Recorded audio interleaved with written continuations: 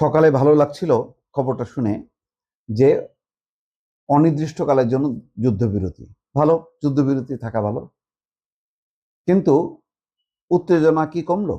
কমলো না, বরং বাড়ছে। হরমুজ প্রণালীকে ঘিরেই সমস্ত গোলমাল। এবং দেখেন কি হচ্ছে, কয়েকটা খবরের শিরোনাম পড়লে বুঝতে পারবেন। হরমুজ প্রণালীতে একদিনে পণ্যবাহী 3 জাহাজে ইরানের হামলা।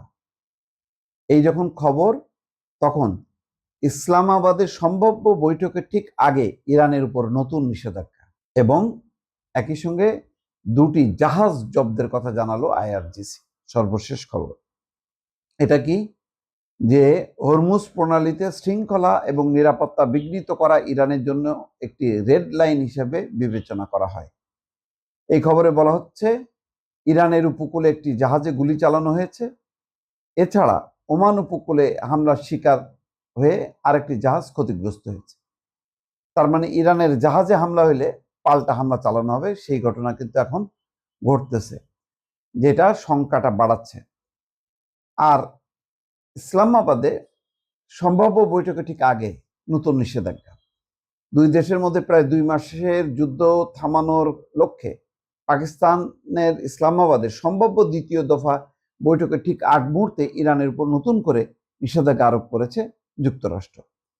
মঙ্গলবার যুক্তরাষ্ট্রের অর্থ বিভাগ এই শাস্তিমূলক ব্যবস্থার ঘোষণা দেয়। ইরানের অর্থ তৈরির সরঞ্জাম সংগ্রহে সহায়তা করার অভিযোগে মোট 14 ব্যক্তি এবং প্রতিষ্ঠানের উপর এই নিষেধাজ্ঞা। সংঘাত বন্ধে বড় ধরনের ছাড় পেতে ইরানের উপর আর্থিক চাপ বাড়ানোর যে কৌশল মার্কিন প্রেসিডেন্ট ডোনাল্ড ট্রাম্প নিয়েছেন, এই নিষেধাজ্ঞা তারই অংশ।